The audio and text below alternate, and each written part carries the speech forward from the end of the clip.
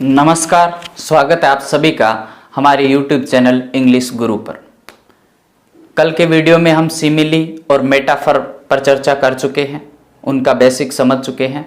आज के वीडियो में हम मेटाफर को डिटेल से पढ़ेंगे, क्योंकि एग्ज़ाम पॉइंट ऑफ व्यू से जितने भी फिगर्स ऑफ स्पीच है वो अपने आप में इम्पोर्टेंट है, लेकिन इन सब में मेटाफर सबसे ज़्यादा इम्पोर्टेंट है। ऐसा क्यों है? जैसे ही हम इनको पढ़ लेंगे आप अपने आप समझ जाएंगे कि मेटाफर का ही क्वेश्चन है वो अक्सर हमसे गलत होने के चांसेस बने रहते हैं। वो क्यों रहते हैं? वो सिर्फ इन तीन कारण की वजह से रहते हैं। आज हम इन तीनों को डिस्कस करेंगे, जिससे हमें पता चलेगा कि मेटाफर है उसमें इम्प्लिसिट मेटाफर का यूज कैसे होगा, एक्सटेंडेड मेटाफर का यूज कैसे होगा और मिक्स्ड मेटाफर का यूज कैसे होगा, ताकि हम इनको अगर एक बार अच्छे से समझ लेंगे तो उससे एग्जाम में जब भी क्वेश्चन आएगा तो हम समझ जाएंगे कि इस टाइप से मेटाफर का यूज था, तो इसका मतलब इसका क्वेश्चन इतने तरीके से बन सकता है। तो चलिए शुरू करते हैं आज का वीडियो। इम्प्लिसिट मेटाफर, सबसे पहले हम देखते हैं कि इम्प्लिसिट मेटाफर होता क्या है। इम्प्लिसिट मेटाफर है तो कंपैरिजन तो है, चाहे वो इम्प्लिसिट, एक्सटेंडेड, मिक्स्ड कुछ भी हो, कंपैरिजन तो होगा। ये बात हम पिछले वीडियो में पढ़ चुके हैं कि मेटाफर में कैसे कंपैरिजन होता है। तो चलिए शुरू करते हैं। इम्प्लिसिट मेटाफर क्या चीज है? इम्प्लिसिट मेटाफर भी क्या है? अपने आप में कंपैरिजन है। तो it is A comparison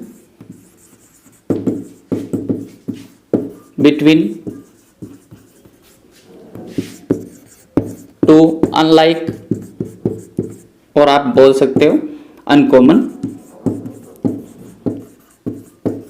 things,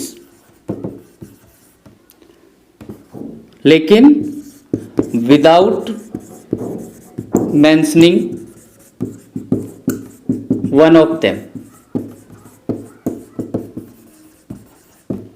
ये सबसे इंपॉर्टेंट बात है।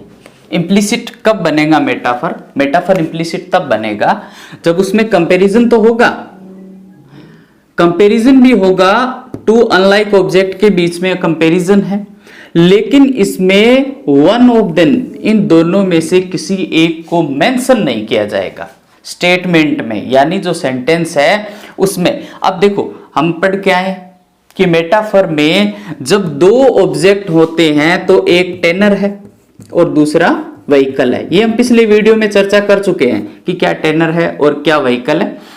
यदि आप नए हैं तो आप फिगर्स ऑफ स्पीच पे, सिमिली और मेटाफर पे जो हमारा एक वीडियो बनाया हुआ है उसको विजिट करें, इससे आपको पता चलेगा कि टेनर क्या है और व्हीकल क्या है। अब हम देखते हैं कि इम्प्लिसिट मेटाफर में कैसे टेनर और व्हीकल में से कौन सा एक मेंशन नहीं होगा। तो यहां हम सबसे पहले ये ध्यान रखेंगे कि इम्प्लिसिट मेटाफर में टेनर है वो मेंशन नहीं होता है। मेरी बात को ध्यान से सुनिए। कंपैरिजन दो ऑब्जेक्ट में है, कंपैरिजन दो ऑब्जेक्ट में है, लेकिन सेंटेंस में दोनों को मेंशन नहीं किया जाएगा। जैसे मान लिया कि हमने मेटाफर का example, the camel is the ship of desert, हम पढ़ के आए थे। हमने उसमें देखा कि कैमल टेनर है, शिप व्हीकल है। अब मान लिया कि अकेले शिप को ही सेंटेंस में लिख दें, लेकिन वो शिप है, वो शिप ना होके कैमल के बारे में बताए, हमें पता चल जाए कि बात कैमल की हो रही है लेकिन वर्ड शिप लिखा हुआ आ रहा है, तो इसका मतलब ऐसे केस में इम्प्लिसिट मेटाफर माना जाता है। हम एक दो एग्जांपल से इस चीज को क्लियर करने की कोशिश करेंगे। पहले इस चीज को इतना समझ लीजिए, कंपैरिजन है, दो ऑब्जेक्ट में से किसी एक को मेंशन नहीं किया जाएगा। अब यहां ध्यान रखना, कई बार थ्योरी के क्वेश्चन बन जाते हैं कि इम्प्लिसिट मेटाफर में व्हीकल या टेनर, इनमें से कौन मेंशन नहीं होता है। तो ध्यान रखना है, इम्प्लिसिट मेटाफर में टेनर मेंशन नहीं होगा। टेनर है ये इसमें नहीं आता है। व्हीकल, अकेला व्हीकल ही सेंटेंस में दिया जाएगा, टेनर नहीं दिया जाएगा। डेफिनेशन क्या है मैं अभी इसको साफ करूंगा। अब मैं आपके सामने एग्जांपल लिखूंगा, तब आपको पता चलेगा कि हम क्या बात कहना चाह रहे हैं।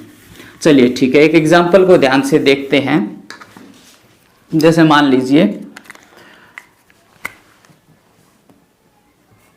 that read was too frail to survive the storm of life। ये एक एग्जाम्पल है। आप इसे एक ध्यान से देखिए, क्या किसी तरीके से आपको लग रहा है क्या इस सेंटेंस को देख के कि इसमें मेटाफर है, या यदि मेटाफर है तो कौन सा है, टेनर है इसमें या व्हीकल है? इसको ध्यान से देखिए। इसको समझने के लिए सबसे पहले अपने को एक एग्जाम्पल दूसरा उठाना होगा, तब आपको ये बात समझ आएगी। चलिए ठीक है, मैं आपके सामने एक एग्जाम्पल रखता हूं, ध्यान से सुनना, वीडियो को स्किप मत करना। इम्प्लिसिट मेटाफर से ही क्वेश्चन आपके एग्जाम में पूछे जाते हैं। ये आप भले पिछले प्रीवियस ईयर के जो भी क्वेश्चन पेपर है उनको उठा के देख लीजिए। मेटाफर का क्वेश्चन इतना इजी, जितना अपन समझ लेते हैं भी मेटाफर ठीक है मुझे समझ आ गया, दो कंपैरिजन है और उसमें सच एज लाइक नहीं होगा तो मैं समझ जाऊंगा कि मेटाफर है, नहीं। मेटाफर का क्वेश्चन सबसे टफ बनता है। क्यों बनता है? इसी कारण से बनता है कि इसमें इम्प्लिसिट, एक्सटेंडेड और मिक्स्ड मेटाफर आ जाते हैं और वहां हम मात खा जाते हैं। लेकिन अब हम ध्यान से समझेंगे कि इम्प्लिसिट मेटाफर, ये एक एग्जांपल है इम्प्लिसिट मेटाफर का, जरा देखिए ध्यान से इसको। That reed was too frail, sorry नहीं है ये, फ्रेल करिए इसको, too frail to survive the storm of life. Frail reed क्या है देखिए, दैट रीड, सबसे पहले जरा ध्यान से समझिए इस बात को कि रीड का मतलब आप ये मान लीजिए कि वैसे तो होता है रीड बांस, एक पतली टहनी होती है, आपने देखा होगा। आप एक बाजरे के पौधे को आपने देखा होगा, सरकंडा होता है उसको आपने देखा होगा। तो आप समझ लीजिए कि एक बाजरे के पौधे का, वैसे रीड बांस होता है, ठीक है, बांस के पेड़ होते हैं। तो आप ये समझ लीजिए कि एक बाजरे का पौधा है और उसकी जो टहनी होती है ना वो काफी लंबी होती है ना। लेकिन अगर तूफान आ जाए तो क्या ये इसको सहन कर लेगी? क्या इसको सहन नहीं कर पाएगी। तूफान को ये रीड है वो सहन नहीं कर पाएगी। इसका मतलब यही है चांस कि ये क्या होगी, झुकेगी, तड़फड़ाएगी, तंग होगी, हो सकता है कि ये टूट भी जाएगी और हो सकता है ये उसके साथ उड़ जाएगी और नष्ट भी हो जाएगी। तो यहाँ क्या है, यहाँ मान लिया कि कोई एक ह्यूमन बीइंग है, कोई एक पर्सन है, मेरी बात को ध्यान से समझिए, कोई एक ह्यूमन बीइंग है, उसकी सबसे पहले तुलना किसके साथ हुई? रीड के साथ। इसका मतलब ये जो व्यक्ति है इसकी हालात कुछ इस रीड के जैसे है। मेरी बात को ध्यान से समझिए, इस व्यक्ति के हालात इस रीड के जैसे हैं। अब इस ह्यूमन बीइंग को मेंशन किए बिना अगर मैं सीधा बोल दूं कि इस रीड में ये रीड इतनी कमजोर है कि ये जीवन के इस तूफान को सहन नहीं कर पाएगी, इसका मतलब अब मैं बात तो इस ह्यूमन बीइंग की कर रहा हूं, लेकिन मैं इसको मेंशन ना करके और डायरेक्ट रीड ही बोल रहा हूं। लेकिन जो समझने वाले हैं वो मेरी बात को समझ गए और उनको पता चल गया कि मैंने नाम तो रीड लिया है लेकिन मैं बात इस व्यक्ति की कर रहा हूं। चलिए ठीक है, इसी चीज को अपने माइंड में रखिए। हम इससे रिलेटेड एक इजी एग्जांपल उठा के देखते हैं, उससे आपको समझ आएगा। अब यहां एक बार इतना जरूर देख लीजिए कि सबसे पहले इस ह्यूमन बीइंग की तुलना किससे हुई है? रीड से। तो इसका मतलब जिसकी तुलना हो रही है वो टेनर है, जिसके साथ हो रही है वो व्हीकल है। इसका मतलब क्या हुआ? सेंटेंस में डायरेक्ट कौन आया? व्हीकल। इसका मतलब गायब कौन हुआ? टेनर। इसका मतलब इम्प्लिसिट मेटाफर में टेनर का यूज ना करके और डायरेक्ट व्हीकल को रख दिया जाता है। अब अपने एक एग्जांपल और देखते हैं। ये क्या है कि मान लिया, हिंदी में एग्जांपल देता हूं मैं आपको, कि कोई एक व्यक्ति है, जरा ध्यान से देखिए, एक व्यक्ति है मैन, और इसकी तुलना कर दी हमने लायन के साथ, शेर, इसको बना दिया शेर, ठीक है। फॉर एग्जाम्पल अगर मैं बोल दूं कि ही इज ए लायन, इसका मतलब क्या हुआ? मेटाफर है। क्यों है? क्योंकि ही की कंपैरिजन किसके साथ हो रही है? लायन के साथ। इसका मतलब इसमें कॉमन पॉइंट है वो है ब्रेवरी। जैसे लायन ब्रेव वैसे ये आदमी ब्रेव, मेरी बात को समझ रहे? अब आप ये देखिए कि मान लिया कि किसी व्यक्ति की तुलना शेर के साथ करती की।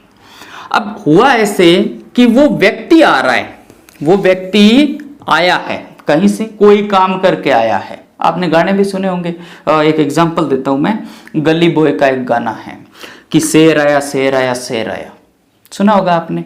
या डायलॉग भी चलते हैं कि देख तेरा शेर आया है। तो मान लीजिए कि देख तेरा शेर आया है।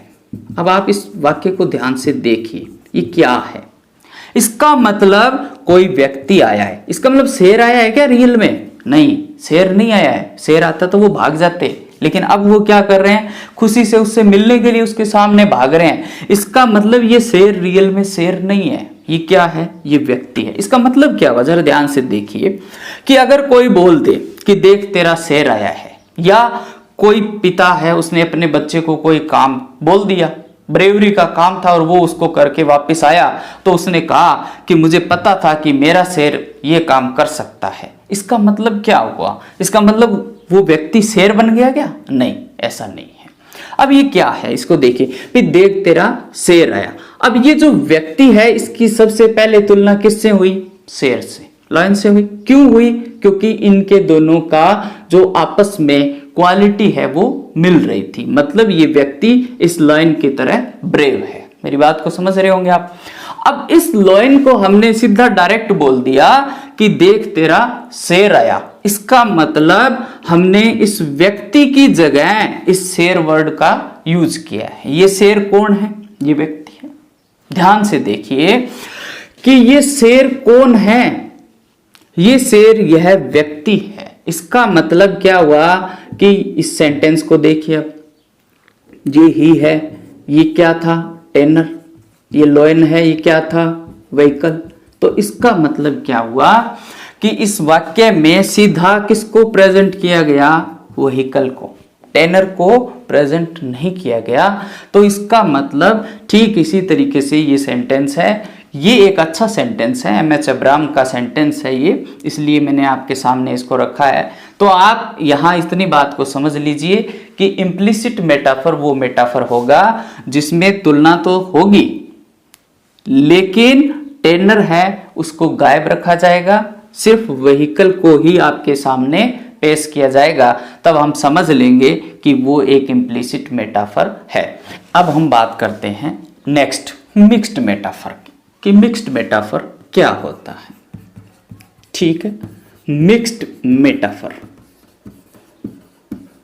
मिक्स्ड मेटाफर क्या होगा? तो सबसे पहले इसकी डेफिनेशन देख लेते हैं। मिक्स्ड मेटाफर क्या होता है? It is a combination of two और more different metaphors, two or more different metaphors, ध्यान रखना है। फिर it often produce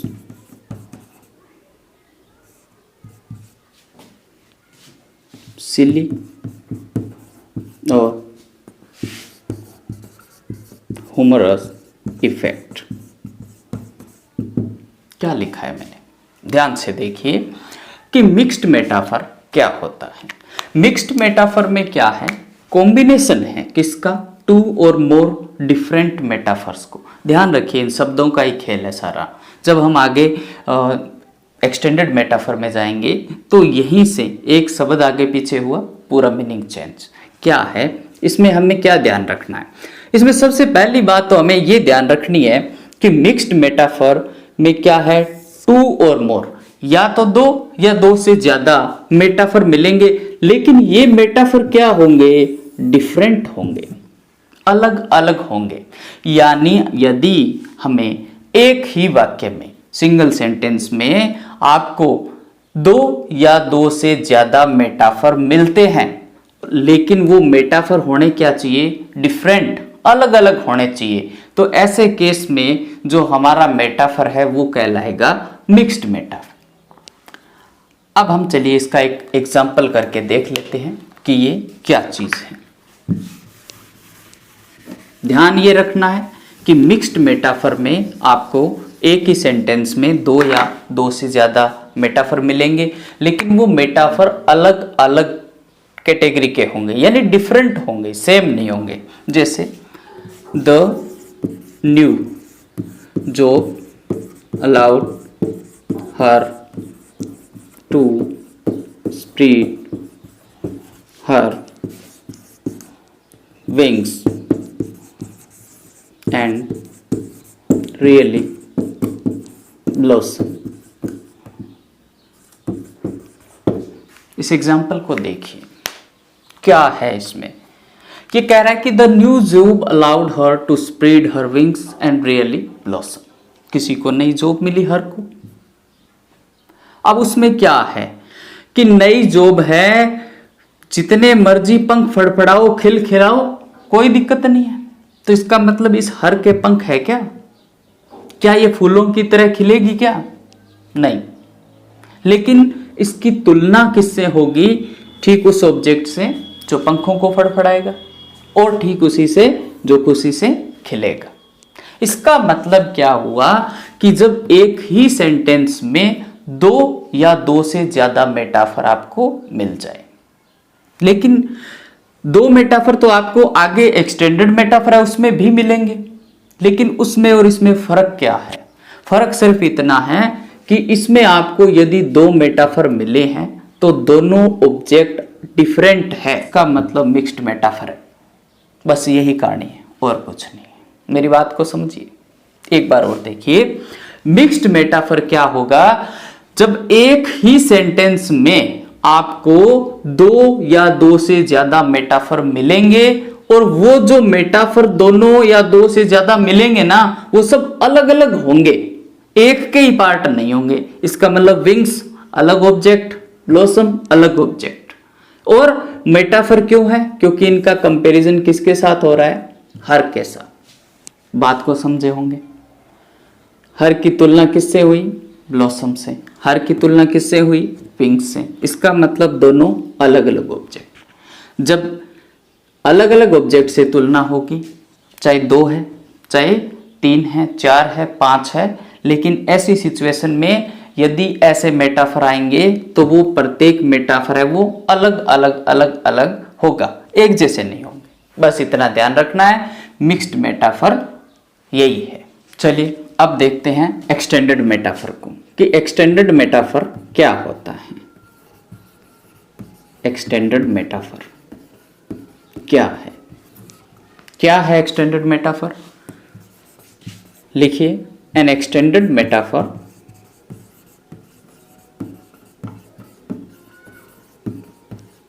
is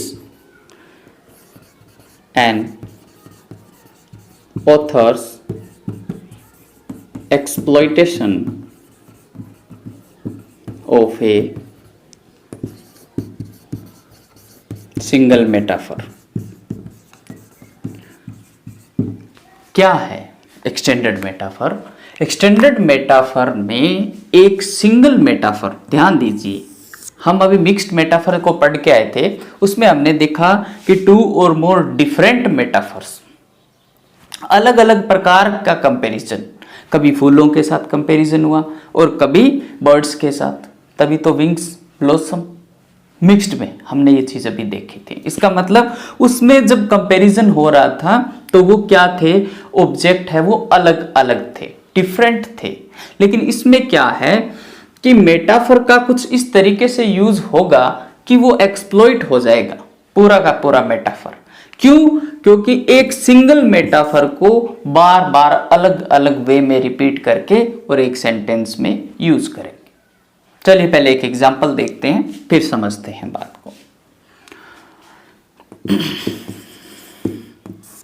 जैसे मान लीजिए, हिज फेस वॉज वेप्ड। ठीक, in fact the wrinkles were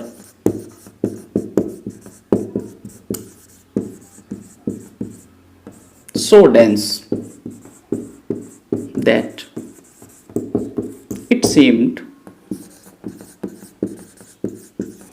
all expressions was